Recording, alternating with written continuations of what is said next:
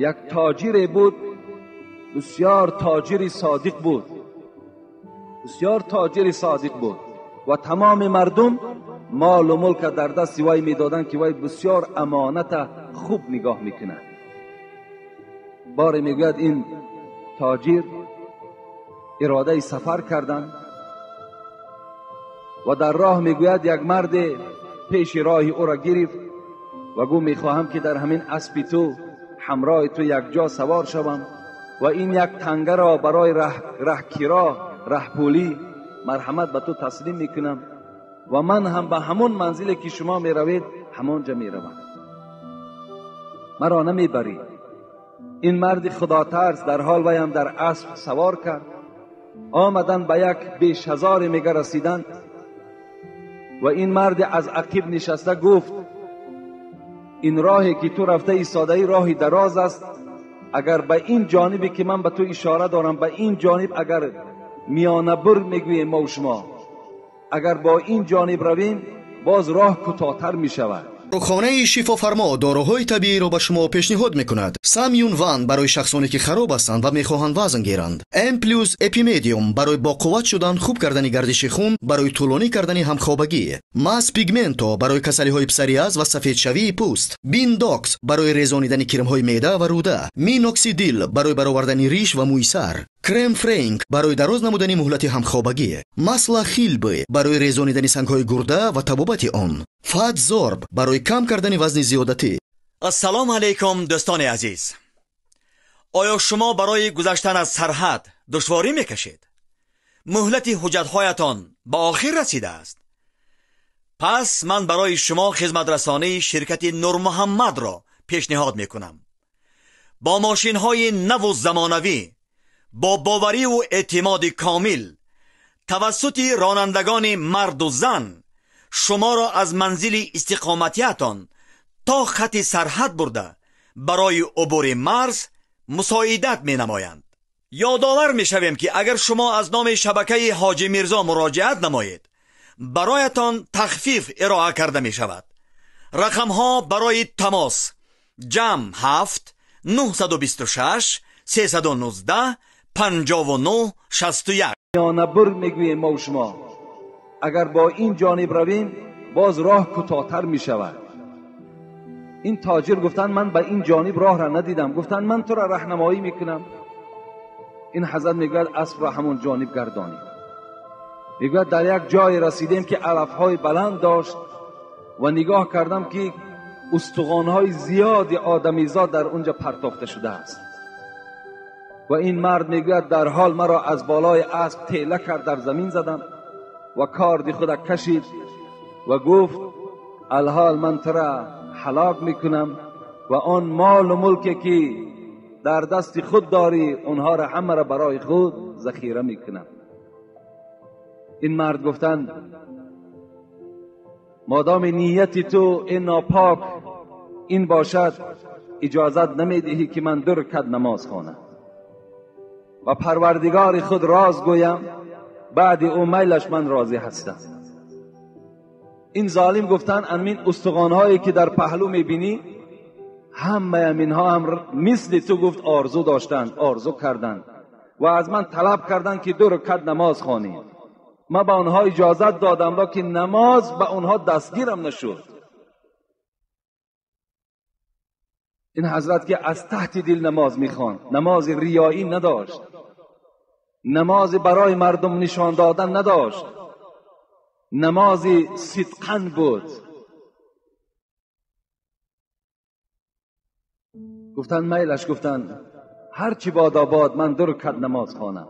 برادرای عزیزی که قرآن خونده نمیتونید با زبان عربی، اینا با ترجمه تاجیکی و همچنین با حرفای کریلیکی طرز خوندن قرآن. اینا بسم الله الرحمن الرحیم، به نام خداوند بخشنده و مهربان. هم زبان عربی قدی نویسه، هم با زبان کریلیکی طرز خوندنش، هم ترجمهش هست. انا اعطیناک الکوثر وصل لربک وانحر. اینا یکم آیت به درستی که ما تو را کوثر عطا کردیم. یکم آیت نیم انا اعطیناک الکوثر. هر یک آیاتی که میخونه ترجمهش هست، هم با زبان عربی نوشته، هم با زبان کریلیکی نوشته، هم ترجمهش با زبان تاجیکی است. السلام علیکم و رحمت الله و برکاته. و از من طلب کردن که 2 رکعت نماز خوانید. من به آنها اجازت دادم لکن نماز به آنها دستگیرم نشد.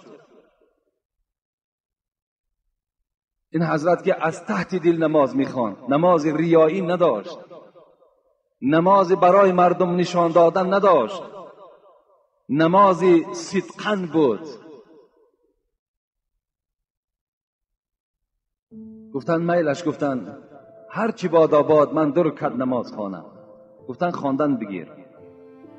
این حضرت میگه جای نماز پرتافتن، شروع کردن الحمدلله رب العالمین الرحمن الرحیم مالک یوم الدین. سوره فاتحه را تا آخر خواندن. مادامی که خوف این ظالم در دل او غلبه کرده بود، دیگر زمی سوره یادش نمی آمد، نمی دانست کدام سوره را بخواند. هر چی فکر میکرد در یادش سوره نمی آمد. در حال میگه در زبانش سوره دور گشت از سوره نحل. اما یجیب المضطر اذا دعاه و یکشف السوء. این آیت میگه در زبان این تاجر در حرکت در آمد که معنای اینه. مفسرای قرآن میگوید این است که کیست آن ذاتی که بنده که در مشکلات افتیده باشد او را دستگیر شود و بدیها را از این بنده دور سازد. کیست همچنان ذات؟ این ذات کی است؟ این ذات همون ذات یک و یگانه هست. وقتی میگوید خان نماز و سلام داد، نگاه کرد که یک اسب یک سواره دارد و چنان با یک صورت تیز بالای این ظالم میگد هجوم کرد و این ظالم میگد سری او را از بدنش جدا کرد. و این تاجر گفتن، ای دوستی خدا، گفتن بسیار موافق آمدی و در وقت ضرورت آمدی. تو کی هستی؟ گفتن من خادمی اما یجیب المضطر هستم. من خادم همون ذاتی هستم که تو به سوی درگاه او فریاد زدی. اون ذات مرا روان کرد تا که تو را از این دست ظالم نجات دهم. رسول اکرم نماز که میخواندن، در نماز یاردم از جانب پروردگار طلب میکردن. از این خاطر این نماز ما و شما از یک جانب اگر خوشنودی خداوند باشد، از جانب دیگر همه حادثه ها را رفع میسازد، همه مشکلات را دور میسازد. اگر شما صدقاً در بالای جای نماز از خدای خود زاره و تولا کنید، خدای شما فریاد شما را میشنود، خدای شما حاجت شما را میبرارد. خداوند خود میگوید من چنان به شما نزدیک هستم که حتی از همین رگ خونگرد گردن شما هم دیدم. از این رگ به شما نزدیکتر هستم و صدای شما را میشنوم و حالت شما را میبینم.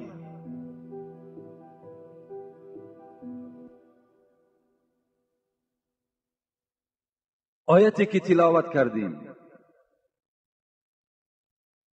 والذین هم علی صلواتهم یحافظون، سوره مؤمنون است. آیه های 9 تا 11 او هست. میگوید خداوند آن کسانی که 5 وقت نماز را خواندند، چی زن باشد چی مرد باشد، چی موی سفید باشد چی کمپیر باشد چی جوان باشد،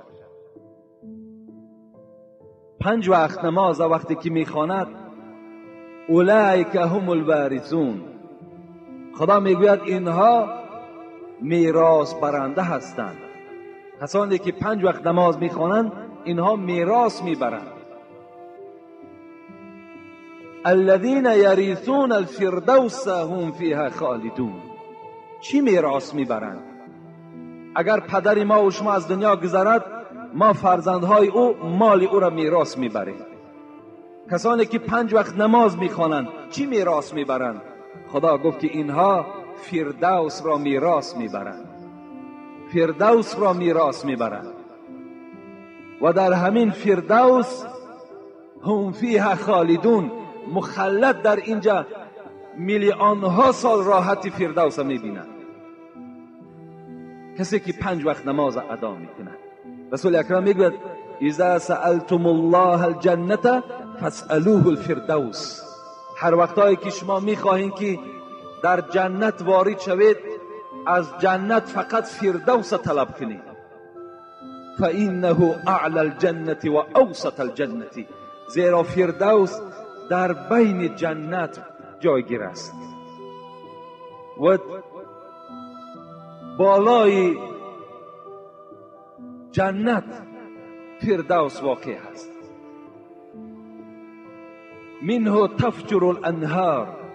رسول اکرم گفت فردوس صفتش این است که تمام آبها، چشمه ها از همین فردوس جوش میزند، بیرون میشود و در تمام اطراف جنت دور میگردند.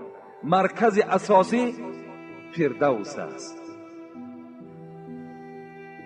و فوق عرش الرحمن، و فوقه عرش الرحمن، بالای فردوس رسول اکرم گفت عرش پروردگار میستد. شما وقتی که جنت طلب میکنید فردوس طلب کنید. فردوس کیها میراث میبردند؟ کسانی که 5 وقت نماز دارند، 5 وقت نماز میخوانند، صدق از برای خدا میخوانند. عن ابی مسلم تغلبی قال،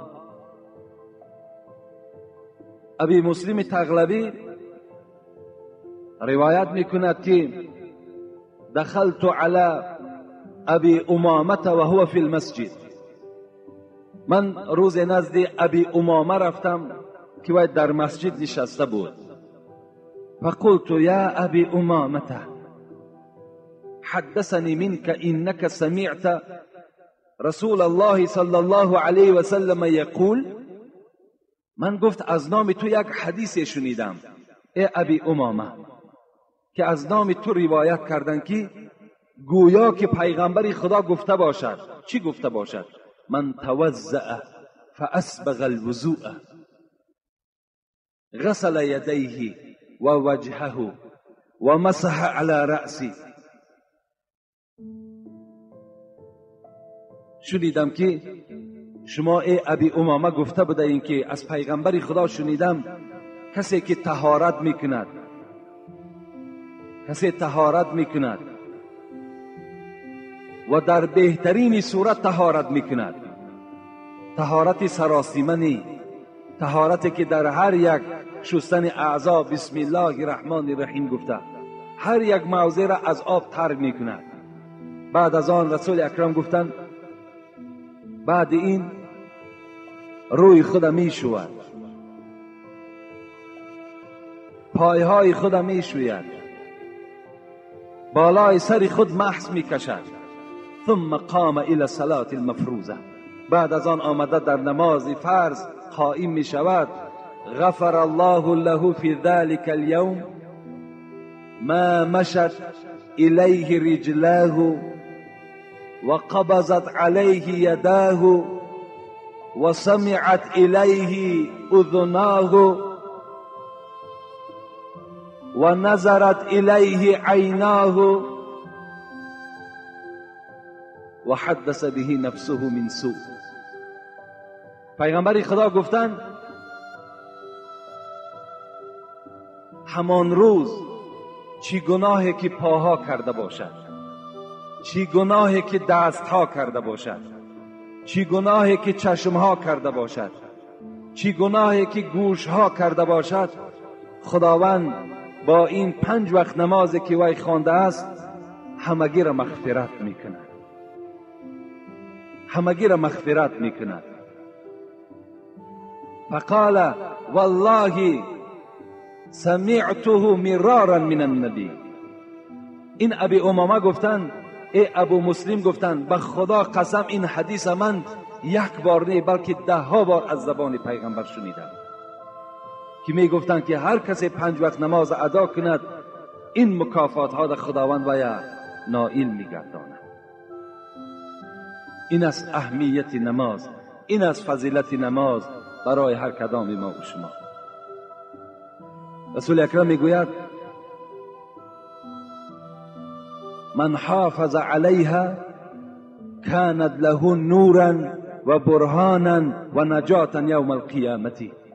کدام زن و مردی که 5 وقت نماز محافظت میکند، 5 وقت نماز میخواند، تنبلی نمیکند، کار دنیا پیش وی نمیگیرد، بیماری پیش وی نمیگیرد، لباس های بی نماز دارم گفته پیش وی نمیگیرد، 5 وقت نماز اگر کسی ادا میکند وی در روز قیامت نجات دارد از عذاب خداوند و برای خود دیپلم دارد. برای خود دیپلم دارد. چگونه ای که ما و شما در دست یک دیپلم میگیریم، یک حجت میگیریم و در هر کارخانه ای که میرویم و نگاه میکنن که در اصل ما خواندگی هستیم و ما را در همون کارخانه قبول میکنن، این نمازها برای ما و شما انا همون دیپلم میشود، انا همون حجت میشود، در دست ما میدهند، این کلید بهشت میشود. این ما و شما نشان میدهیم، ملائکه ها ما و شما را میگویند داخل شوین در جنت. اگر همین اجازت نامه در دست ما و شما دادن نشود، ما و شما وارد جنت نمیشویم. کسی 5 وقت نماز دارد، تصور کند که خدا وی چی داد؟ اجازت نامه ورود جنت داد. لیکن در دوام حدیث گوش می اندازیم و من لم یحافظ علیها. لیکن کدام بدبخت و ناشکری که 5 وقت نماز نمیخواند، 5 وقت نماز در سستی دارد، در 5 وقت نماز بی پروا است، لم تکن له نورا ولا برهانا ولا نجاتا و کان یوم القیامت مع فرعون و هامان و ابی ابن خلف. چه وعیدی سخت است، چه ارزنده هستند این طایفه بی نماز. رسول اکرم گفت کسی که 5 وقت نماز نخواند، این نعمت پروردگار در کفران کرد، ناشکری کرد، اینها در روز قیامت نجات ندارند، اینها در روز قیامت اجازت نامه ندارند، بلکه اینها چیکار میکنند؟ اینها روز قیامت پدرشان واریثشان فرعون است. فرعون فقال این ربکم الاعلا. این بدبخت گفته بود من خدا هستم. بی نمازها همراه فرعون هستند. هامان گفته کی را میگن؟ وزیر این بدبخت، وزیر فرعون هامان بود. کسانی بی نماز همراه هامان هستند و کسانی بدبخت بی نماز همراه ابی ابن خلف هستند، دشمن سرسخت‌ترین پیغمبر ما و شما. کسانی بی نماز در بعض روایت قارون هم آمده است. آدمای بی نماز همراه قارون هستند. من میخواهم که شمس الدین ذهبی را همراه بعضی از مفسرین، چرا پیغمبر خدا فرعون گفت، چرا پیغمبر خدا هامان گفت، چرا پیغمبر خدا قارون گفت، چرا پیغمبر خدا ابی ابن خلف گفت، چرا گفت؟ این عبرت است. میگوید اگر کدام پادشاهی که نماز نمیخواند وی همراه فرعون است، زیرا فرعون چی نگذاشت که نماز بخواند؟ سلطنت، پادشاهی نگذاشتش که وی نماز خواند. هر پادشاهی که در دنیا نماز نمیخواند وی همراه فرعون است، گفت شمس الدین ذهبی و دیگر مفسرای قرآن. و کسی که برای چی هامان ذکر شد؟ هامان وزیر بود. کدام وزیری که نماز نمیخواند وزیری او سبب می شود و وی بی نماز از دنیا میگذرد، وی همراه هامان است. قارون چرا ذکر شد؟ وی ثروتمند بود، وی بی نهایت میلیاردر بود، وی در همون بانک های شویتساریا بگیم پول داشت، مال داشت. وی برای چی ذکر کرد پیغمبر؟ برای آنکه کدام انسانی که میلیاردر است، کسانی که ثروتمند و دولتدار هستند و همین ثروت و دولتشان مانع شد و اونها را نگذاشت که نماز خوانند و همراه قارون است. ابی ابن خلف چرا ذکر شد؟ این بدبخت ناکس، این خدازده در دوره های پیغمبر خدا روپروی پیغمبر آمدن و گفتن ای محمد، گفتن صلی الله علیه وسلم، من گفتن یک اسبی را تربیه دارم، یک اسبی را فربه کرده ایستاده هم. برای چی؟ گفت محمد. گفت برای هلاک تو ای محمد.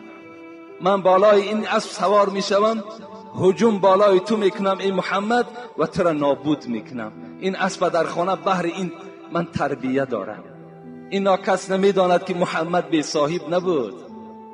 این بدبخت نمیدانست که محمد چنان پشتیبانی داشت که دنیا را در یک میجه زدن نابود میکرد. محمد این گونه صاحب داشت. مدعی خواست، سعدی میگوید مدعی خواست که از بیخ کند ریشه ما، غافل از آن که خدا هست در اندیشه ما. مدعی میخواهد، امریکا میخواهد، انگلیا میخواهد، ژاپن میخواهد که مسلمان ریشه کن کنه، لیکن مسلمان صاحب دارد، خدا دارد، خدا پشتیبانش میشود. انشاءالله اینا ریشه کن میشوند. اینا هیچ وقت غالب بالای ما و شما نمیآیند. وقتی که خدا خود میگه ان نحن نزلنا الذکر و ان له لحافظون، همه شما بی پروا باشین. ای امت تاجیکستان، ای مردم تمام مسلمان بی پروا باشین که من خود قرآن فراوردم، من خود قرآن روان کردم، من محافظه قرآن هستم. اینا کسی تا قیامت نابود کردن نمیتونه، کسی نمیتونه. محمد اقبال میگوید از فنا این قوم بی پرواستی. محمد اقبال خدا رحمت کرد، من اون زیارت کردم. میگوید از فنا این قوم بی پرواستی. برای چی ما بی پروا هستید؟ برای چی بی پروا هستید؟ از فنا این قوم بی پرواستی، استوار از نحن نزلناستی. ما استوار به همین آیتیم، ان نحن نزلنا الذکر و ان له لحافظون. ما استوار به همین آیت هستیم که خدا خود وعده میکند که ما پشتیبان مسلمان هستیم، ما پشتیبان قرآن هستیم، ما تکیه به همین آیت داریم. از فنا این قوم بی پرواستی، استوار از نحن نزلناستی. تا خدا ایطفی او فرموده است، از فسودن این چراغ آسوده است. خدا میگوید تا وقتی که من خود این چراغ پوف نکنم، این چراغ تا زمانی که من خود خاموش نکنم، اینا هیچ کس خاموش کردن نمیتونه. این چراغی هست که هر روز چراغ احمدی را حق بافروخت، کسی پوف کرد ریشی خیش را سوخت. کسی را پوف میکند و خود میسوزد. هیچگاه قرآن نمیسوزد، اسلام نمیسوزد، اسلام شکست نمیخورد.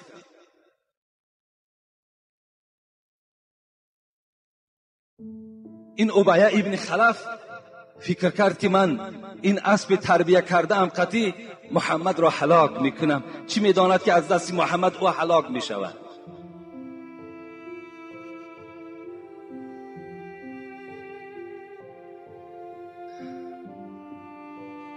ای بریده، ای بریده آن لب و حلق و دهان، به این دشمنان اسلام رومی مراجعت میکند. ای بریده آن لب و حلق و دهان، کی کند توف سوی مه یا آسمان. توف برویش باز گردد بیشکی، توف سوی گردون نیابد مسلکی.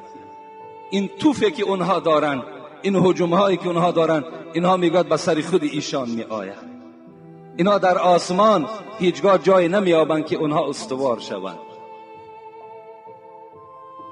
جنگ احد بود، این بدبخت در همون اسب تیار سواره خود سوار شد. از اون جانب محمد بود صلی الله علیه و سلم، از این جانب این مشرکان عرب با همراهی ابو سفیان که این جنگ را بیشتری پول از جانب ابو سفیان شد برای طرفداری مشرکان. از اون جانب حرکت کرد ابی ابن خلف با اسب خود. صحابه پیغمبر گفتند که رسول اکرم اون ناکس هم با تو میخواهد هجوم کند. رسول اکرم گفتند بگذار پیش بیاید، بگذار پیش بیاید. ابی ابن خلف نزدیک آمد. رسول اکرم یک نیزه را برداشتند و جانب این دشمن سرسخت حواله دادند. این نیزه آمد، راویا میگویند در گردن ابیه ابن خلف زد. از ضرب سخت محمد ابیه ابن خلف بر زمین زد و از جای خود خیست، در اسب سوار شد و پس گشت، از میدان جنگ برآمد. ابو سفیان خنده کرد، گفته ابیه ابن خلف در گردن تو اونقدر جراحی و از بین نیست که تو مثل گاو فریاد زده ایستاده ای. گفت ابو سفیان، گفت قسم به لات و عزا، وای به خدا باور نداشت، به همون هیکل ها باور داشت. گفت قسم به همون لات و عزا که تو میدانی که این ضربه کی است؟ این ضربه محمد است، این ضربه آدم عادی نیست، این ضربه محمد است. گفت و گفت به خدا قسم، گفت به همون لات و عزا قسم که اگر این درد که در گردن من است اگر در مردم حجاز تقسیم کنی همش هلاک می شود. و این ابیه ابن خلف با همین داد و با همین فریاد بدبخت از دنیا گذشت. روز قیامت بی نمازهایی که به تجارت مشغول بودند و تجارت اونها را نگذاشت که اونها نماز خوانند، ابیه ابن خلف تاجر بود، در زیر بیرق ابیه ابن خلف میخیزند. کدام تاجره که امروز نمیخواهد یا اینکه دکان نمیتواند که در او را، دروازه او را بپوشد و نماز جمعه خواند و نماز 5 وقته خواند، فردای قیامت در زیر بیرق این ناکس، این نالایق ابیه ابن خلف سر میبردارد. چی ناخوب است، چی زشت است، چی شرمندگی هست که آدم در زیر بیرق فرعون، در زیر بیرق هامان، در زیر بیرق قارون، در زیر بیرق ابیه ابن خلف خیزد. چی خوش است که ما و شما در زیر بیرق محمد اگر سر بردارید. چی خوش است که اگر ما و شما در زیر بیرق ابو بکر اگر سر بردارید. چی خوش است که در زیر بیرق عمر که در محراب از دست فیروز ابو لولوی مجوسی زده شد، روده ها برآمدند، حضرت فریاد زدند آیا عبدالرحمن ابن عوف هست؟ گفتن هست. گفتن پیش در آمد حضرت، در همون حالت از پس عبدالرحمن ابن عوف نماز خواندن عمر ابن الخطاب، در حالتی که روده های مبارک کشال بودند. نماز خواندن، تمام کردن. اونها مثل ما و شما مثل دانچین، مرغ دانچین نماز نمیخواند، بلکه 2 رکعت نمازی او ساعت دوام میکرد. حضرت طاقت کردن نماز خواندن. چی خوب است که ما و شما در زیر بیرق عمر سر برداریم. چی خوب است اگر ما و شما در زیر بیرق عثمان سر برداریم. چی خوب است اگر ما و شما در زیر بیرق علی سر برداریم. این برای ما و شما خوب است. خوش به حال همون خانواده ای که اصلاح شده است. خوش به حال همون زن و مادر و کودکایی که در خانه سحر میخیزند، با یک حالت وزنین چشمها را میشکند، خواب اونها را غلبه میکند. لیکن ایمان، لیکن این مردی بزرگی که در خانه سرفرمانده خاندان است، اونها را بیدار میکند و جای نمازها پرتافتگی نماز میخوانند. خوش به حال اون خاندان. اون خاندان چه مبارک خانه هست. رسول اکرم میگوید لا سهم فی الاسلام لمن لا صلات له. بی قدرترین، بی حیاترین، شرمنده ترین انسان در روی دنیا نفری هست که نماز ندارد. در بین تمام ملت،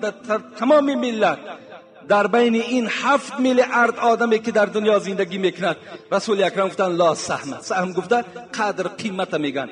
قیمت ندارد شخصی که نماز نداشته باشد. بی آبرو هست، شرمنده هست. یک شیخ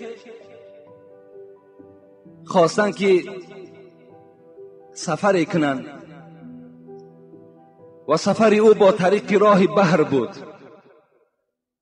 آمدن نزد ساحل و کشتی منتظر بود. حضرت در کشتی نشستند. وقتی که کشتیبان کشتی را حرکت دادند، در بین ساحل رسیدند، این شیخ به همین بحر نگاه کرد که حیوانهای آبی یکدیگر را میخورند. حتی نگاه کرد که ماهی را میخورد. شیخ در حیرت افتاد، این چی معامله باشد که حیوان میخورد؟ این بار اول میبینم که ماهی را میخورد. کشتیبان فریاد زد، گفت ای دوست خدا، این چی معامله هست که امروز من میبینم؟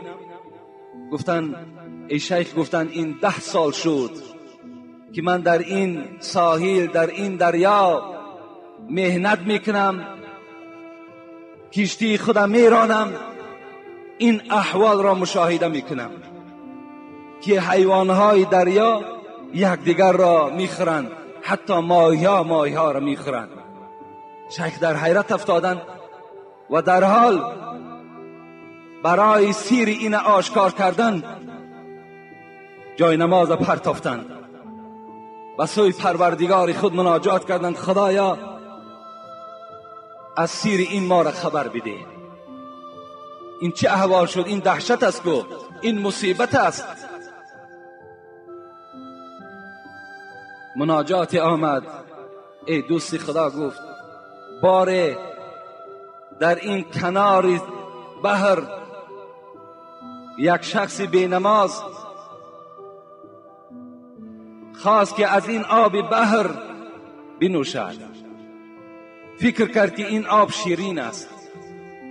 وقتی میگوید در دهان خود یک مشت آب گرفت و انداخت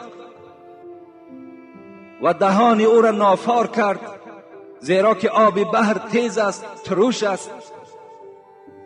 در حال میگوید همون آب پس گردانید در بحر پرتافت. از زمانی که آب این دهان بینماز در این بحر پرتافته شد، این مصیبت در بحر فرا گرفت. از یک آب دهان بینماز امروز در این داخل بحر مصیبت است. امروز حیوانها به حیوانها هجوم دارند، ماهی‌ها یکدیگر را میخورند. از چی حساب؟ از حسابی که این بینماز آب دهان خود در بحر پرتافت. وقتی که اگر آب دهان او اینقدر ضرر داشته باشد، پس وجود او در بین این بالای زمینی که دور میگردند چقدر ضرر دارد؟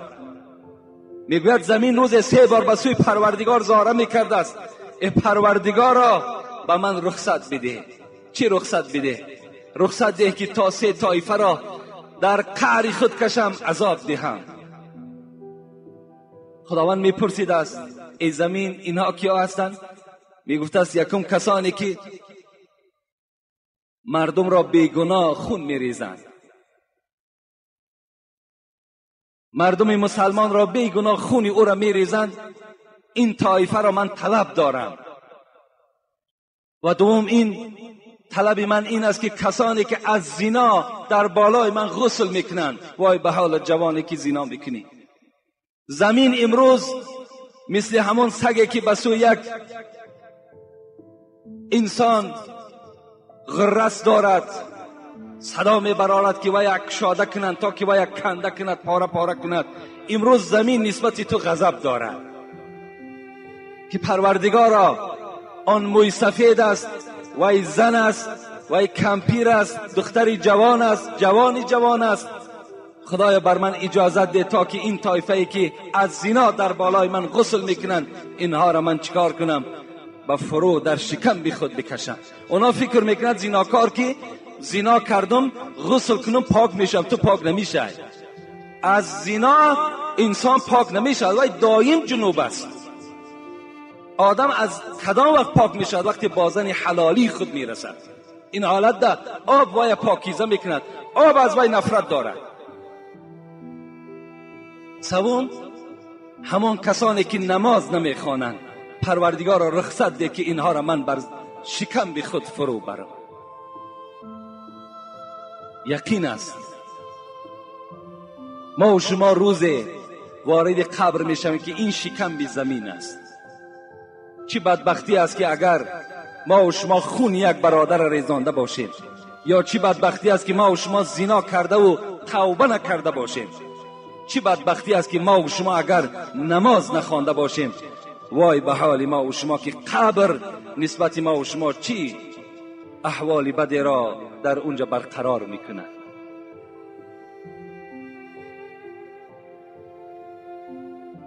هر آن کسی که در این حلقه نیست زنده به عشق، حافظ میگوید هر آن کسی که در این حلقه نیست زنده به عشق، بر رو نمرده به فتوای من نماز کنید.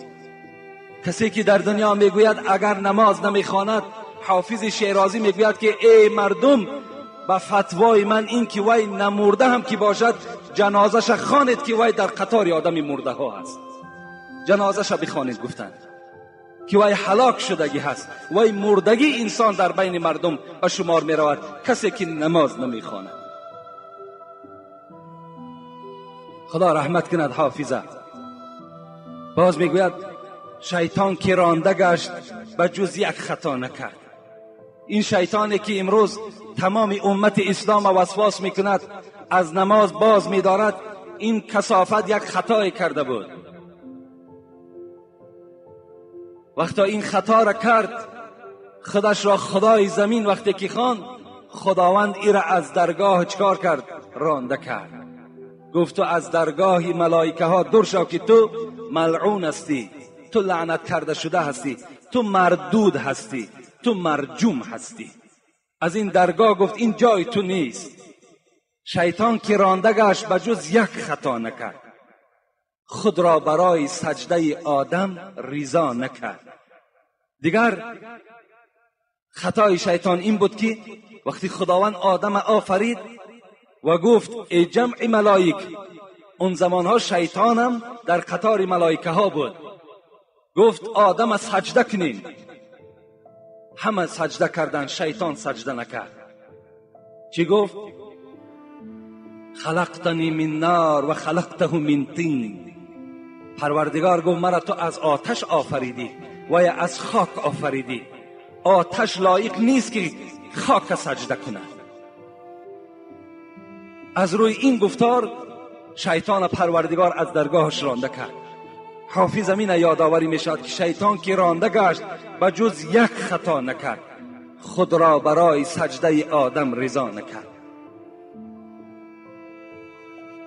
شیطان 1000 مرتبه بهتر ز بینماز. او سجده بر آدم و این بر خدا نکرد.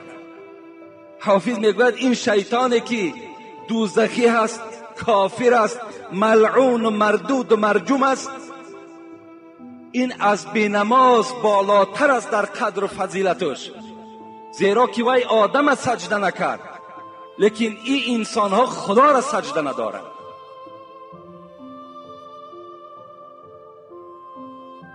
حضرت عیسی میگوید بار میگوید به یک کوه گذشتم، نگاه کردم که بی نهایت درختاش میوه‌دار بود، چشمه های زیاد داشت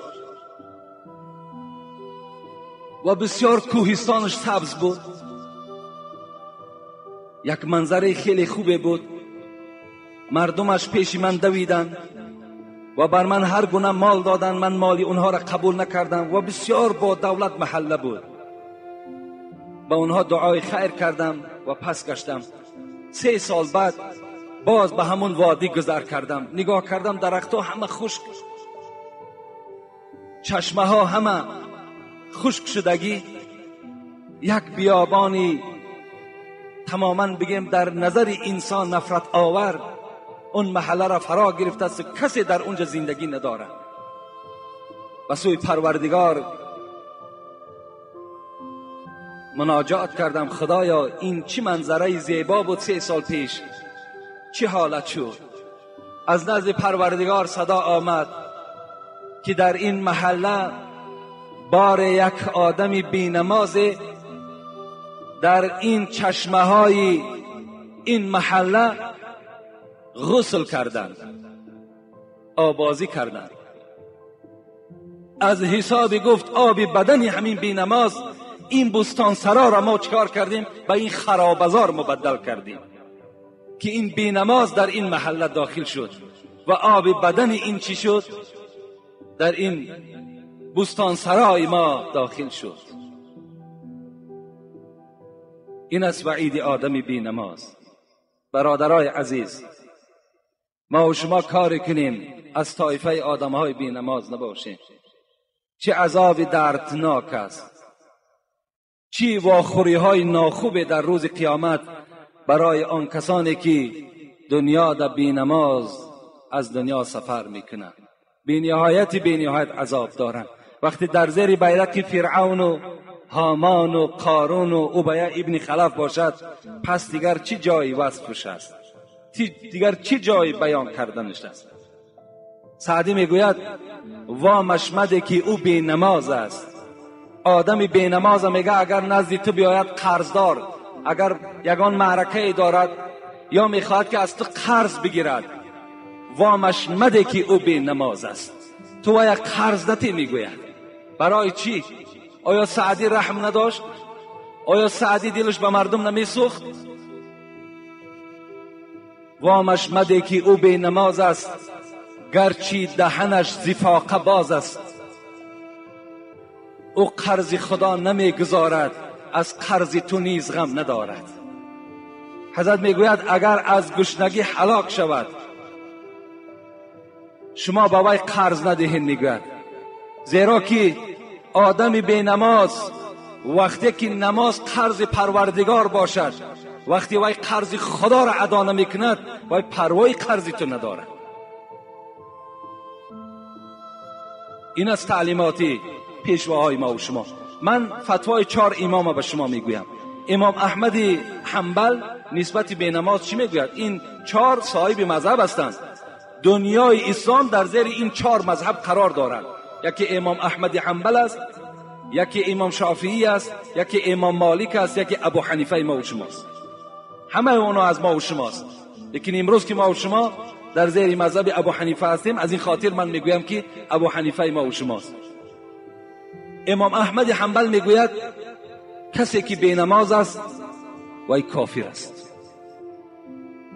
دلیلهاش انشاءالله من جمعه آینده به شما باز در باب بینماز گپ میزنم از آیاتهای قرآن. با چه آیت امام احمد حنبل این صاحب مذهب است، میلیون ها نفر در زیر مذهبش عالم ها و مولوی ها دارد، وی بیدلیل کافر نمیگوید، میگوید کافر است. امام مالک میگوید بینماز کافر است. امام شافعی میگوید به زمیانی که بینماز کافر است قتلش واجب است. این امام شافعی گفتند. این کتاب است، این نه کتاب حاجی میرزاست، نه کتاب یگان مولوی یگان داملای دیگه است. این کتاب خدا و پیغمبری خداست. این قول مجتهدان ما و شماست. امام ابو حنیفه چی گفتند؟ گفتند کسی بینماز باشد وی زندانی کنید، زندان برید، در زندان 3 روز وی را محکم کنید و پیشنهاد کنید نماز قبول میکنی یا نه. اگر نماز قبول کند کشاده کنید وی، اگر نماز قبول نکرد نزد او طعام نگذارید، با همون گرسنگی در زندان هلاک شود. این قول امام ابو حنیفه است. هیچ قولش برای بینماز خوب نیست، هیچ قولش، همش ضرر آدم بینماز است. انشاءالله من باز ضررهای اینها را برای شما جمعه آینده خدا خواسته باشد آگاه میکنم. الحال یک چند برادرهای ما و شما طلب دعا کردن، میخواهم در حق اونها دعا کنم. یک برادر من در دوشنبه که بینهایت جوان مرد است و بینهایت سهم کلان برای طالب علم ها میگذارد، کتاب ها میخرد به نام عارف که اون برادر من هست، و طلب کردن که برادرها را التجا کن که من یک شخص بیمار هستم، در حق من دعا کنن. از این خاطر در حق این عارف جان دعا میکنیم که خدای مهربان این بنده خدا شفای کامل و شفای عاجل خدا نصیب روزیش بگردانی و هر یک همتی که در راه اسلام میکند خدا در نامه اعمالش کتابت کنی و خداوندا باز فرزندهای این عارف جان خدمتگار اسلام و خدمتگار پدر و مادرش بگردانی. آمین یا رب العالمین. و برادرمان شریف خان از این محله و یک خواهرمان رابعه و از ما طلب کردند که در حقشان دعا کنیم. خدای مهربان این بنده خود و این خواهر را خدای عمر دراز و تن صحت و خاطر جمع و هر مشکلاتی که داشته باشند خدای مهربان مشکلاتاشان آسان بگردانی. آمین یا رب العالمین.